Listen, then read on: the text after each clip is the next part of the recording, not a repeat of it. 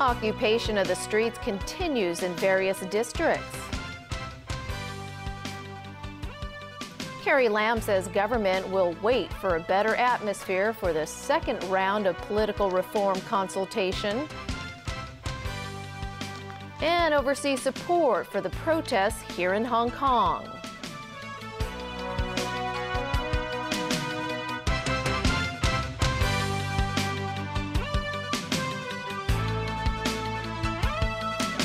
Good evening. The Occupy Central protests that began in Admiralty yesterday have spilled over to several other areas, such as Causeway Bay and Mong Kok. Scores of people were rallying in those areas early this morning. And as the day progressed, more joined in, packing out some main roads completely.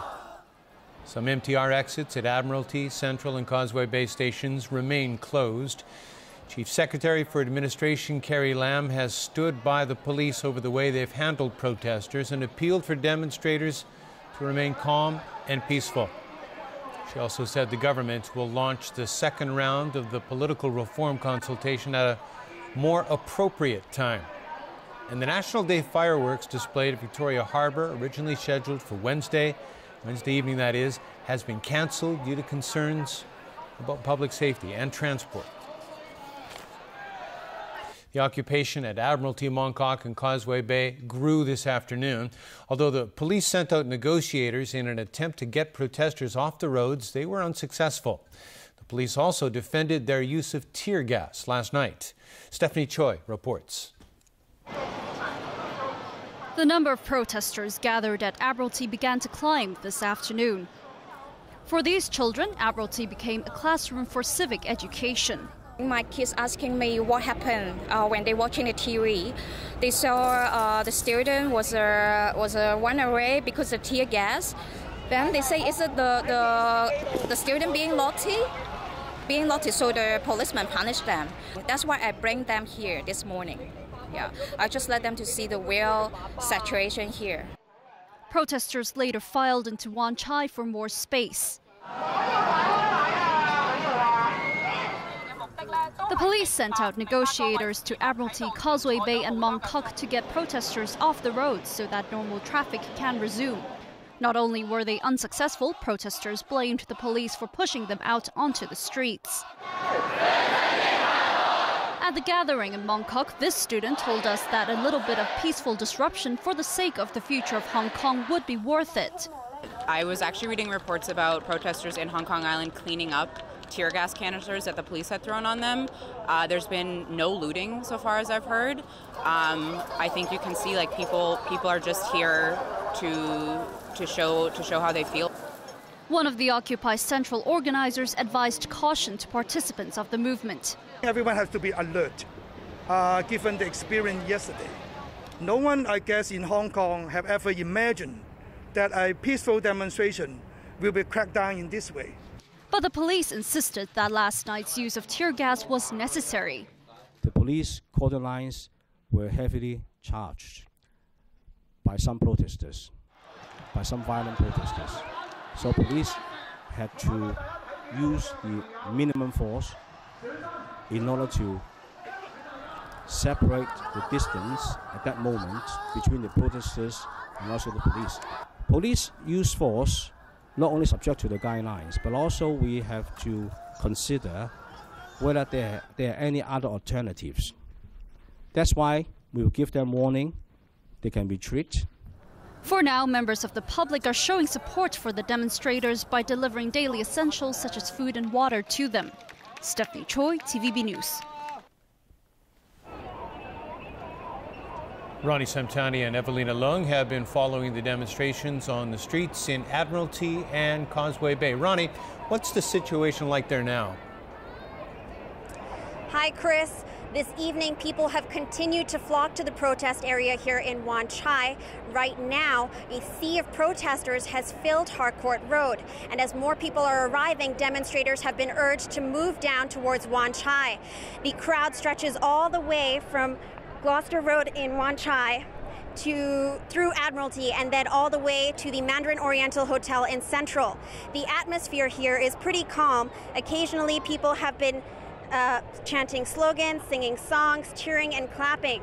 This morning, demonstrators were very peaceful and there were no reported clashes between police and the protesters. In fact, the police presence here is a lot less than it was yesterday.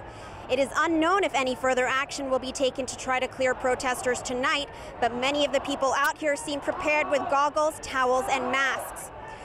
Evelina Leung is standing by in Causeway Bay, one of the other areas that is now filled with ralliers. Over to you, Evelina. Hi, Rani. Hi, Chris and Sonia. Well, I'm standing here on Yiwon Street, right outside the Sogo department store. Well, as you can see, the street is full of protesters. This street has been closed off since last night when the protesters began staging their sit-in here. Let's talk a bit about the protesters. The protesters have been very peaceful. They're simply sitting here, chatting to each other, cheering each other on. And it doesn't seem like they're going away anytime soon. Members of the public who are not here have been showing their support for the protesters by bringing them food and water supply.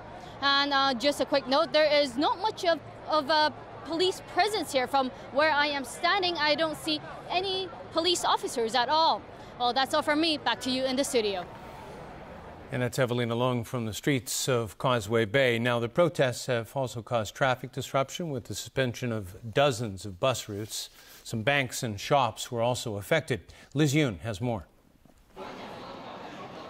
In Mong Kok, some banks were closed today. Some people only realized that the banks were not operating after they arrived there. This man said this was inconvenient and that he had to return to the office with unfinished business. This shopkeeper said he expects a 50% drop in sales because the blockade prevents customers from stopping by. On Hong Kong Island, Admiralty Centre, not far from the central government offices, today deployed more security guards than usual to man the building. This fast food restaurant was shut down today because of a lack of supplies caused by traffic problems. This man heading to work said the company he works for has adopted flexible arrangements. Still, most of my colleagues are at work, he said, and the protests have not affected the firm's operations. Over in Central, banks, real estate agencies, and car showrooms were affected. And some shops here in Causeway Bay were closed. Some shops and eateries posted notices on their doors which say that they're not opening due to an emergency. Even this newspaper stall is now closed. In public transport, more than 50 bus routes were suspended. Bus companies sent staff members to help direct passengers. Throughout the day, certain exits at the Admiralty, Central and Causeway Bay MTR stations were closed. Liz Yun, TVB News. Chief Secretary for Administration Carrie Lam said today the government is very concerned about the present situation. She said that she does see the sincerity of the protesters in wanting a better future for Hong Kong, but the administration will wait for a better atmosphere in society before launching the second round of political consultation on public consultation on political reform. We have to monitor the situation closely and find the right timing, the right opportunity, the right atmosphere for us to engage with different stakeholders in society in order to achieve the objective of the second round consultation.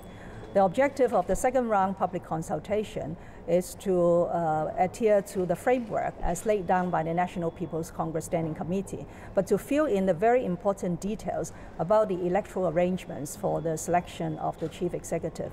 And I think it is far more constructive for us to undertake this important piece of work when we have settled down for a while the sentiments that we are now seeing in society. Teachers and students of some secondary schools today heeded the call by Hong Kong's largest teachers union for a class and teaching boycott. But as Diane To reports, the Education Bureau expressed regret about the announcement by the Professional Teachers Union. These are students of Po Leung Kuk Vicwood KT Chong Sixth Form College who gathered in the school's gymnasium this morning for the boycott. The school said it had arranged teachers to look after the students there. A number of teachers have also taken up the call by the Professional Teachers Union to join the boycott starting today. The lawmaker representing the education sector stressed that teachers taking action aren't abandoning students. For teachers, we are very clear that we are angry. We are angry at what the government has done to the students, to the citizens. And these kind of things are unacceptable. And so we do this thing. We boycott class. And we made proper arrangements so that the students are being taken care very carefully, and also expressed our anger. He also accused Secretary for Education Eddie Ng of threatening protesting teachers with follow-up action. In a statement, the Education Bureau expressed its deepest regrets over the call by the PTU to launch the boycott. The Bureau says it sincerely urges all teachers to uphold professionalism in their own position and make every effort to take care of the students so that their normal schooling can be free from any interference. It also said several other school councils and bodies are against the boycott by secondary school teachers and students. Classes of all kindergartens as well as primary, secondary and special schools in the Wan Chai and Central and Western districts were suspended today because of traffic disruption. Schools still had to stay open, though, and arranged for teachers to look after students who had arrived. As for students in other districts who arrived late or were absent, the Education Bureau called on schools to take traffic problems into consideration. It also reminded parents and students to make safety the first priority. Diane To, TVB News. Pan-Democratic lawmakers have released a joint statement condemning the police for using excessive force against protesters while demanding the chief executive step down. The lawmakers proposed to hold an emergency meeting to review the police's response to the protests. They also want to draft a motion of impeachment against the chief executive. Owen Fung reports. No NPC decision! No NPC decision! 27 pan-democratic legislators have signed a joint statement in response to the events yesterday. The people of Hong Kong merely demanded a dialogue, but the chief executive responded by tear gas. We strongly condemn the Hong Kong SAR government, who had used disproportionate force on peaceful demonstrators. Some legislators also praised the protesters. The Hong Kong people, particularly the students, have demonstrated to the whole world how the Hong Kong people would fight for democracy, human rights, with dignity, with restraint. The demonstrators, the students, the Occupy Central movement had successfully turned a new page for the civic movement in Hong Kong. The statement demands that Leung Chun-ying steps down as chief executive. It also calls on the National People's Congress Standing Committee to retract the political reform framework issued last month and restart the consultation process from scratch. Later on in the day, the pan-democratic legislators met with LegCo President Tang Yuk-sing to call for a special emergency meeting before the first meeting of a new LegCo session to discuss the police's handling of the protests. They also said they're drafting a motion of impeachment against the chief executive. Meanwhile, Robert Chow, spokesman for the Alliance for Peace and Democracy, has urged the protesters in Mong Kok and Causeway Bay to return those areas to ordinary citizens. He also warns that public opinion could turn against the protesters if they inconvenience the public for too long. Owen Fung, TVB News.